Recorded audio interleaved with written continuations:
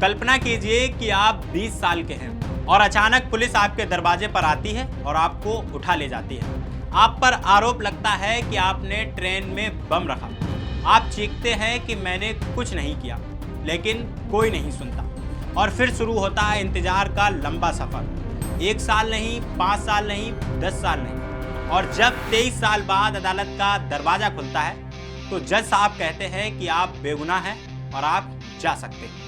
लेकिन तब तक आपकी जवानी, आपका परिवार और आपकी पूरी जिंदगी जेल की सलाखों में कैद हो चुकी होती है। क्या ये किसी फिल्म की कहानी लगती है? नहीं, ये हकीकत है। और ऐसी कहानियां भारत में एक बार नहीं बल्कि बार बार दोहराई गई हैं। आइए चलिए जानते हैं क्या है पूरा मामला।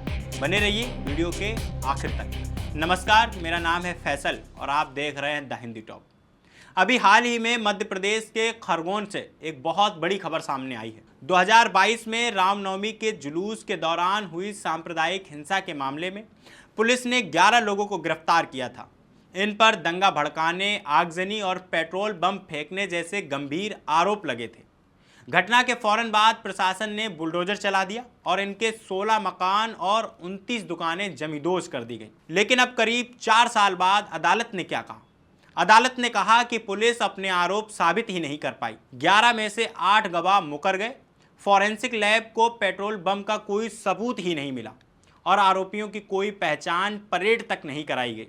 नतीजा हुआ कि सभी 11 लोग बाइज्जत बरी कर दिए गए। लेकिन जो 462 से 827 दिन इन लोगों ने जेल में गुजारे हैं, वो वक्त कौन लौटाएगा?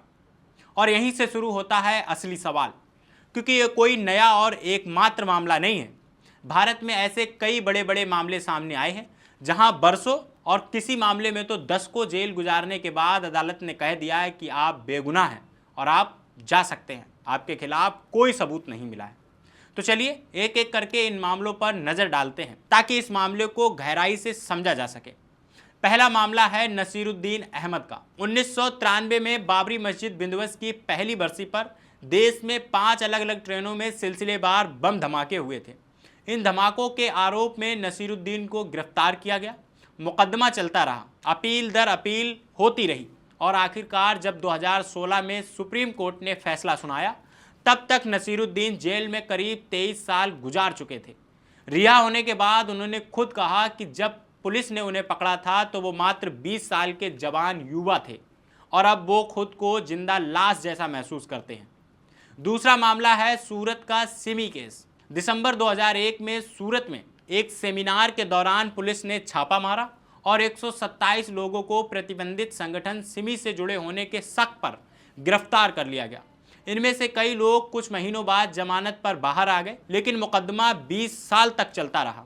हर हफ्ते, हर महीने अदालत में हाजिरी देनी पड़ती रही। नौकरियां छूटी, तरक्की रुकी, जिंदगी अटकी रही। आखिरकार 2021 में सूरत की अदालत ने सभी 127 लोगों को बरी कर दिया, ये कहते हुए कि पुलिस उनके खिलाफ कोई ठोस सबूत पेश ही नहीं कर सकी। लेकिन तब तक इस केस में शामिल कुछ लोगों की मौत भी हो चुकी थी। वो अपनी बेगुनाही का फैसला सुनने के लिए जिंदा ही नहीं बचे। तीसरा मामला हाल ही का है, उड़ीसा के कटक से।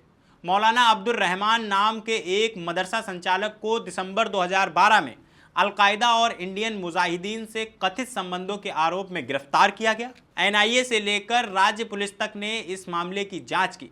देशद्रोह की धाराएं तक लगाई गई।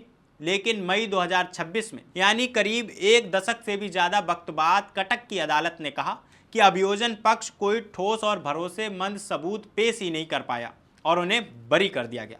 चौथा और शायद सबसे चर्चित मामला है 2006 का मुंबई ट्रेन धमाका केस।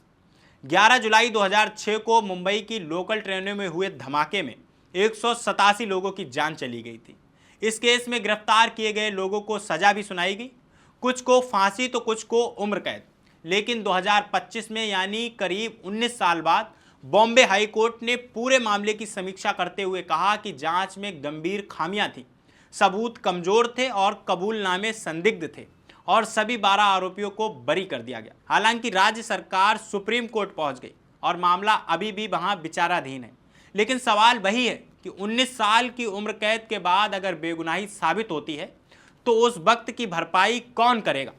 अब जरा सोचिए, इन सभी मामलों में एक बात कॉमन है गिरफ्तारी के वक्त मीडिया में हफ्तों बहस चलती है, पूरे समुदाय को शक की नज़रों से देखा जाता है और घरों को बुलडोज कर दिया जाता है। परिवार समाज में बदनाम होता है। लेकिन जब सालों बाद अदालत कहती है कि आप बेगुनाह हैं, आपके खिलाफ कोई ठोस सबूत ही नहीं मिला और आपको बाइज्जत बरी करते हैं, तो उस खबर को उतनी सुर्खियां नहीं मिलती, उतनी बहस नहीं होती जितनी होनी चाहिए। तो सवाल ये उठता है कि जो सालों जेल में गुजरे उस वक्त की भरपाई कौन करेगा? जिन घरों पर बुलडोजर चला दिया गया उसका मुआवजा कौन देगा? समाज में जो बदनामी हुई वो इज्जत कौन वापस लौटाएगा? और आखिर हमारी न्याय व्यवस्था को इंसाफ करने में इतना वक्त क्यों लग जाता है कि जब तक किसी की पूरी जिंदगी बर्बाद हो चुकी होती है? ये सवाल सिर्फ इन गिने चुने मामलों तक सीमित नहीं है।